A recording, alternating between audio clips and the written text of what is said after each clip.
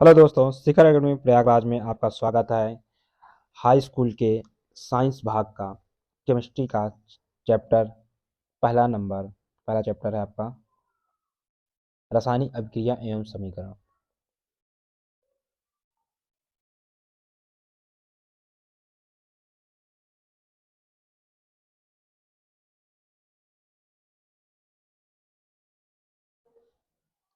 रासायनिक अभिक्रिया एवं समीकरण के बारे में हम आज पढ़ेंगे। ये आपका पहला चैप्टर है।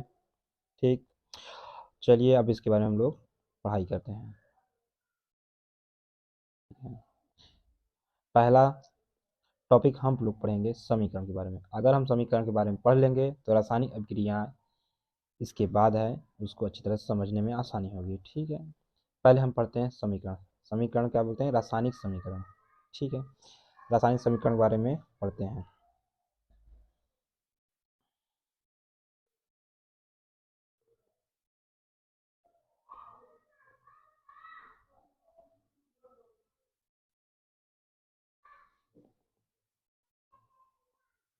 दोस्तों, रासायनिक समीकरण होता क्या है?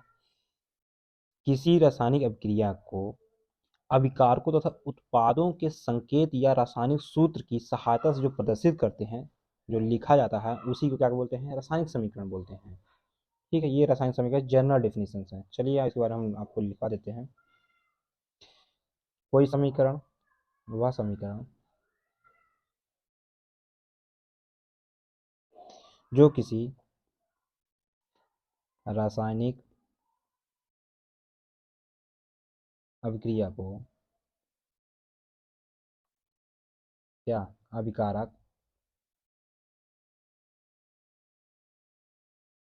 तथा उत्पादों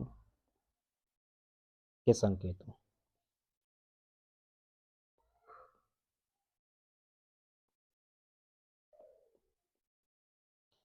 संकेतों या तो रासायनिक सूत्र हुआ,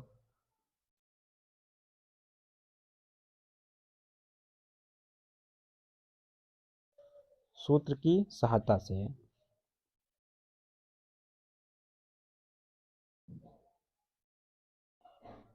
प्रदर्शित किया जाता है, प्रदर्शित करते हैं,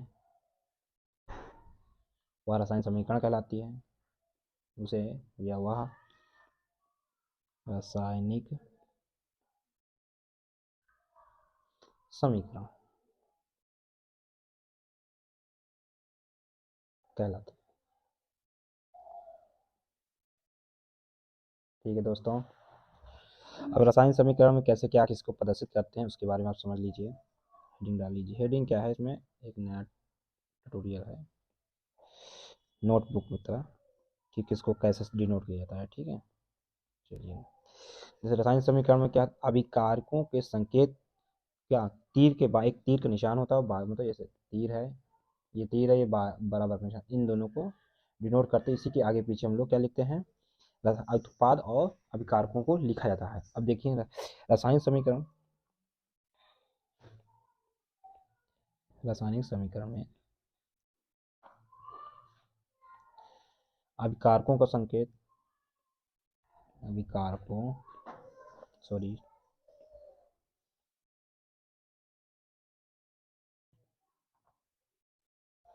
को अभिकारकों को क्या तीर या बराबर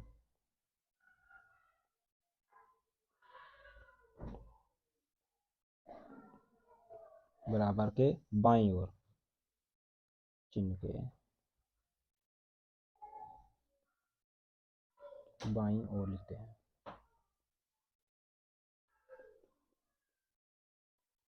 अभी कारक हो गए तो उत्पाद भी हैं, उसको भी लिख लेते हैं। उसको कहाँ लिखते हैं? दाएं तरफ लिखा जाता है।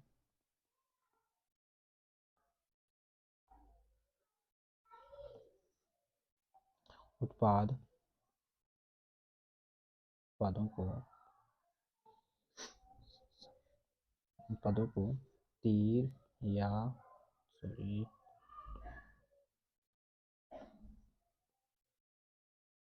तीर या बराबर के दाईं ओर लिखते हैं।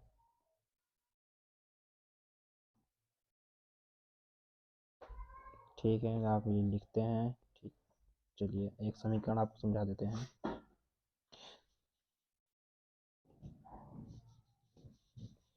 NaOH, सोडियम हाइड्रोक्साइड और हाइड्रोजन क्लोराइड, ये एरो का निशान है। और इसमें अब जो बनेगा उत्पाद वो क्या होगा, NaCl प्लस H2O। ठीक, अब ये क्या है, हमारे अभिकारक हैं और ये क्या है, उत्पाद है। तीर के दाईं ओर है, दाईं ओर है, तीर के बाईं ओर है। तीर को हम एक दूसरे अक्षर से भी डिनोट करें, बराबर का चिन्ह लगाते हैं, वो भी ये डोनेट करता है कि समीकरण हमारा क्या है, संतुलित है, जैसे भी लिखा जाता है। बराबर के दाईं ओर, बराबर के बाईं ओर, ये हो गया हमारा समीकरण। ठीक है, अब लिखते हैं समीकरण लिखने की कितनी विधियां, कितने टाइप्स में लोग लिखते हैं। चलिए,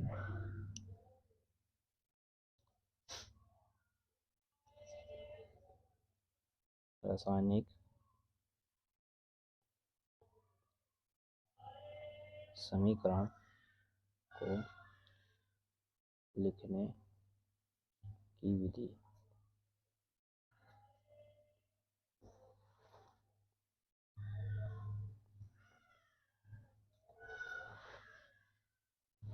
पहली विधि लिख लीजिए। लिखने की तीन विधियां हैं, कोई शब्द के रूप में जिसे बोलते हैं, वाक्य के रूप में, भौतिक अवस्था, और तीसरी अवस्था होता है रासायनिक सूत्र के रूप में। ठीक है, पहली विधि क्या है, वाक्य के रूप में, तो शब्द के रूप में।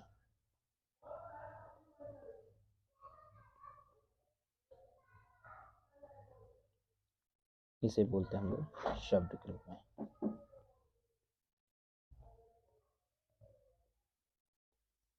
ठीक है, शब्द के रूप में क्या होता है, जो जो हम केमिकल पदार्थ, जो केमिकल चीज़ें यूज करते हैं उनको शब्द के रूप में लिख दिया जाता है, और जो प्रोडक्ट निकले अभिकारक कहलाएगा, और जो बनेगा रासायनिक क्रिया के बाद वो उत्पाद उस शब्द के रूप में लिख दिया जाता है। जैसे बोल दिया जाए, बिना बुझा चूना।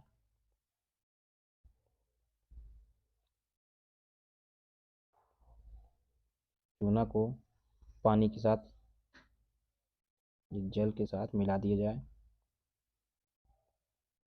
तो क्या बनता है, बुझा हुआ चूना। जैसे हम कलाई करते हैं, छत दीवार पोतते हैं और गुटखा के साथ खाया जाता है, और उसके साथ हमको क्या मिलती है, ऊष्मा मिलती है। जब बिना बुझा चूना में पानी डालेंगे तो बहुत ज़्यादा ऊर्जा मिलती है, मतलब गरम गरम भाप निकलता है, गरम गैसें से निकलती हैं, ऊष्मा निकलती है, इसे हीट निकलती है, उसको छुएंगे तो बहुत हाई टेम्परेचर रहता है, ऊष्मा है।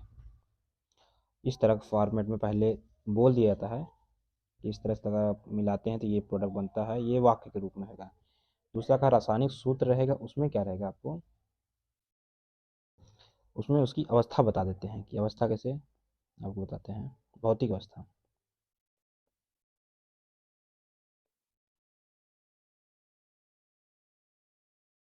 के संकेत।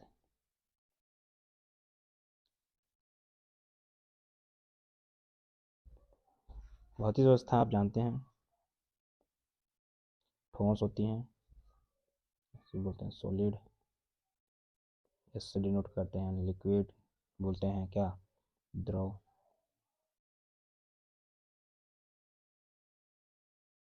गैस, एक होता है जलीय। जलीय अवस्था नहीं है, लेकिन इसका दूसरी एक डिफिनीशन है, आप बताते हैं, एक्वेटिक बोलते हैं। जलीय लिख लीजिए, जलीय होता क्या है,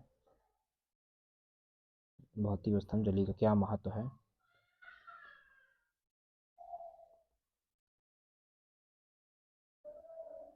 देखिए, जब अभिकारक और उत्पाद जल के घोल के रूप में उपस्थित होते हैं उसे जलीय अवस्था कहते हैं। जब कोई कारक या उत्पाद जलीय घोल में या जल के घोल में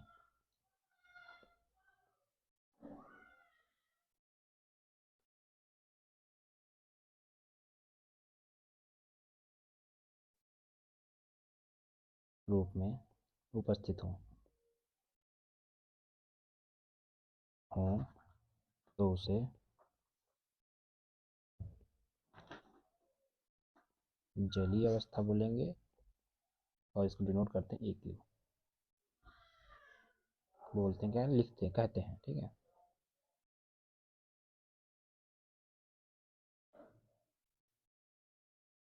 ठीक है दोस्तों, जैसे अभी अभी एक आपने समीकरण पढ़ा था, ये समीकरण आपका है, जैसे कोई समीकरण आपको बता देते हैं बिना बुझा चूझना।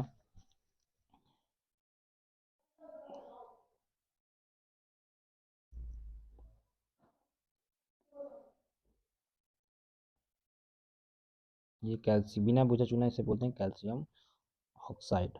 ठीक है, ये होगा सॉलिड के फॉर्म में आप लाते हैं मार्केट से। इसमें क्या डालते हैं आप, पानी।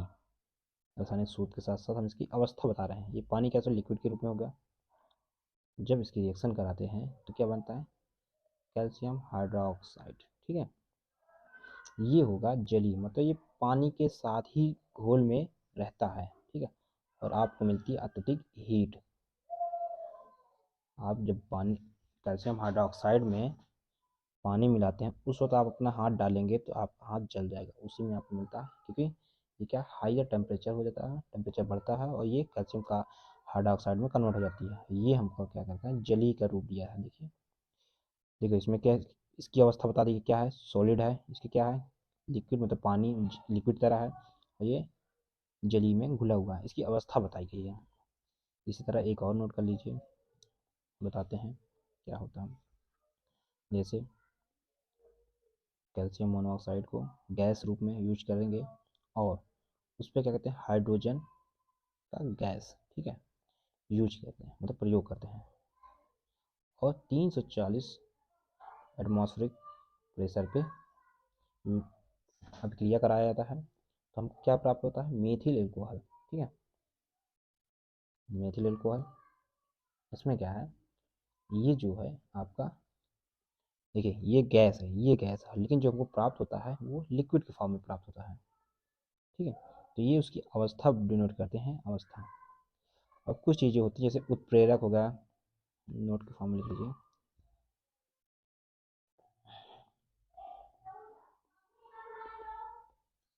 नोट में लिखिए, जैसे क्या, दाब, ताप, कोई उत्प्रेरक हो, प्रेरक की उपस्थिति, ईटीसी की उपस्थिति में रासायनिक क्रिया होती है,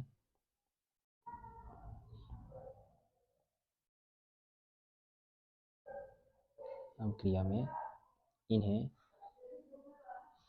तीर के ऊपर या नीचे क्या करते हैं, ठीक देते हैं। ठीक है, ये चीज़ हो गई। जैसे अभी हमने लिखा, कैल्शियम मोनोऑक्साइड गैस के फॉर्म है, हाइड्रोजन गैस भी फॉर्म है, और 340 एटमॉस्फेरिक प्रेशर पे इसको अभिक्रिया कराई जाती है और प्राप्त क्या होता है, लिक्विड फॉर्म में, क्या, मेथिल एल्कोहल। ठीक है, ये प्राप्त होता है। तीर के देखिए ऊपर लिखा गया है, ऊपर भी लिखते हैं और नीचे भी लिखा जाता है। अगर इसको नीचे भी लिख सकते, कोई प्रॉब्लम, इसको हम चाहें नीचे भी यहाँ भी लिख सकते हैं। ठीक है, कोई प्रॉब्लम नहीं होगी आपको। ठीक, अब तीसरी अवस्था क्या होती है, तीसरी अवस्था में क्या कहते हैं, रासायनिक सूत्र। रासायनिक सूत्र जब लिखेंगे तो इस, सॉरी, रासायनिक सूत्र, जब रासायनिक सूत्र रेट है, रासायनिक सूत्र के आधार पर इसकी अवस्था के बारे में हम लोग जिक्र नहीं करते हैं। सिंपल सिंपल रासायनिक फार्मू, रासायनिक सूत्र का प्रयोग करके अभिक्रिया को पूर्ण करा देते हैं। ठीक है,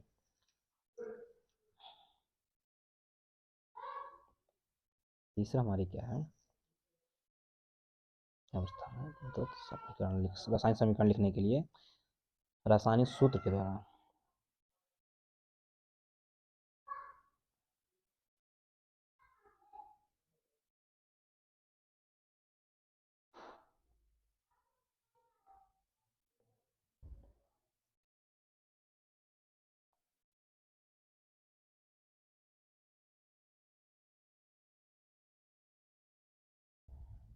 इसमें क्या है, रासायनिक समीकरण प्राय रासायनिक समीकरण भौतिक अवस्था का शामिल नहीं किया जाता है जब तक कोई कहा ना जाए। ठीक, हमें आवश्यकता पड़ेगी तभी लिखेंगे ना। चलिए लिख लेते हैं। प्राय हर रासायनिक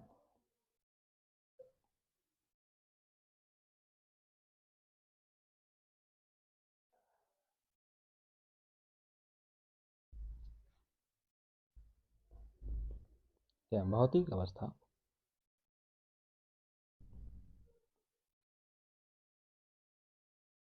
को शामिल नहीं करते हैं।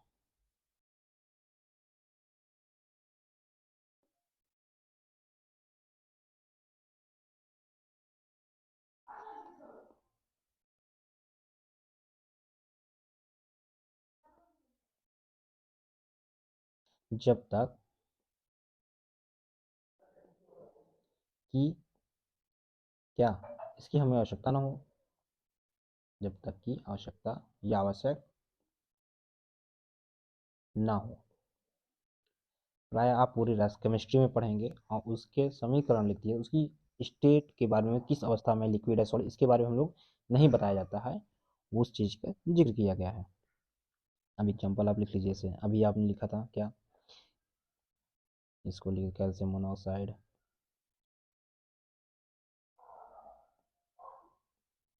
ये समीकरण ऐसे डिनोट कर दिया जाएगा, आपको नहीं बताया जाएगा कि इसकी क्या अवस्था। अब आपको ये अंडरस्टैंड, मतलब ये जनरल समझ में होनी चाहिए कि ये क्या है, गैस के फॉर्म में, हमको हाइड्रोजन भी गैस फॉर्म में लिया गया है, और जब मिथिल एल्कोहल बनता है तो वो लिक्विड फॉर्म में बनता है, ये अंडरस्टैंडिंग हो जाती है। और उत्प्रेरक को हम लोग लिख देते हैं, उत्प्रेरक है, किस दाब पे बनाया गया है, ये सब हमको लिख दिया जाता है। ठीक है, और इसी तरह आपको हम कोई एक वही और एग्जाम्पल बताते हैं। इसे कैल्शियम हाइड्रोक्साइड CO2, और फिर ये बन जाता है कैल्शियम कार्बोनेट। ठीक है, और H2O, इसे समीकरण है। इन्हें HCl का रिएक्शन होता है, क्या बनता है, NaCl प्लस H2O। ये हमारा क्या था, नमक का सूत्र है। ये है नमक, ये हाइड्रोक्साइड, सोडियम हाइड्रोक्साइड, ये HCl हाइड्रोजन क्लोराइड। ठीक है, ये कैल्शियम कार्बोनेट है। इस तरह हमारी ये अभिक्रियाएं होती हैं। रासायनिक समीकरण के बारे में से आपको हमने बताया, क्या क्या बताए हैं। रासायनिक अभिक्रिया और समीकरण, तो हमने क्या पढ़ा, रासायनिक समीकरण के बारे में पढ़ा। रासायनिक समीकरण वह अवस्था, वह अभिक्रिया, अभिक्रिया में अभिकारक उत्पादों के संकेत और रासायनिक सूत्र की सहायता से प्रदर्शित करते हैं। रासायनिक समीकरण है, इसमें चिन्ह, मतलब अभिकारक किधर लिखते हैं, बाएं तरफ लिखता है चिन्ह के, किसके, तीर के बराबर। उत्पादों कहाँ लिखा था, तीर के बराबर, तीर या बराबर के दाईं ओर लिखते हैं, जिसे हम समीकरण ये बताए हैं आपको। रासायनिक समीकरण को लिखने की 3 प्रकार की विधि है। वाक्य के रूप में आपको बता दिया जाए, बिना बुझा चूना ले लीजिए, पानी ले लीजिए, आपको बुझा हुआ चूना प्राप्त हो जाएगा, उससे आप कलाई कर लीजिए। ये आपको फार्मूला नहीं बताया गया, सूत्र नहीं बताया गया, ये इस तरह जिक्र, ये वाक्य शब्द के रूप में बता दिया गया है। ठीक है, और फिर दूसरे स्टेट के आपको अगर जैसे बता दीजिए, बिना बुझा चूना लीजिए। अब आपको मालूम नहीं बिना बुझा चूना वो पानी के फॉर्म, मतलब लिक्विड के फॉर्म में है या गैस के फॉर्म में है या सॉलिड फॉर्म में, तो आपको लिख दीजिएगा सॉलिड के फॉर्म में है। सॉलिड फॉर्म में ले लीजिए बिना बुझा चूना। जल को ले लीजिए किसमें, लिक्विड के फॉर्म में। अगर आपको बोलते हैं जल ले लीजिए, जल तो आपके लिए बर्फ भी हो सकती है, पानी भी हो सकती है, और क्या, भाप भी हो सकती है। तो आप क्या करेंगे, कहेंगे लिक्विड का, लिक्विड में क्या होता है, पानी, मतलब जल को लीजिए पानी के फॉर्म में। ठीक है, तो आपको क्या प्राप्त होगा, बुझा हुआ चूना प्राप्त होगा। बुझा हुआ चूना किस फॉर्म में प्राप्त होगा, ये जली के रूप में। जली क्या चीज़ होती है, जब कोई अभिकारक या उत्पाद जल के, क्या, अभिकारक जल के घोल में के रूप में उपस्थित होता है तो उसे जली कहते हैं। मतलब जल तो है, जल तो है, लेकिन उसके अंदर क्या है, कैल्शियम हाइड्रोक्साइड है।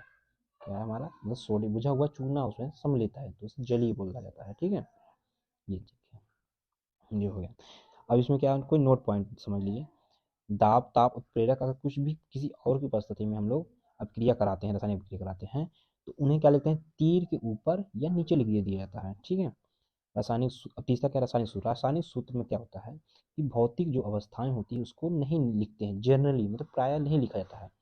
ठीक है, अगर कोई कहता है तो उसकी अवस्था के बारे में लिखो, तभी हम लोग उसको लिखेंगे, नहीं तो नहीं लिखेंगे। ठीक है, जैसे देखिए कैल्शियम मोनोऑक्साइड और हाइड्रोजन का अभिक्रिया कराते हैं 340 एटीएम के पर, तो हमें क्या प्राप्त होता है, मेथिल अल्कोहल।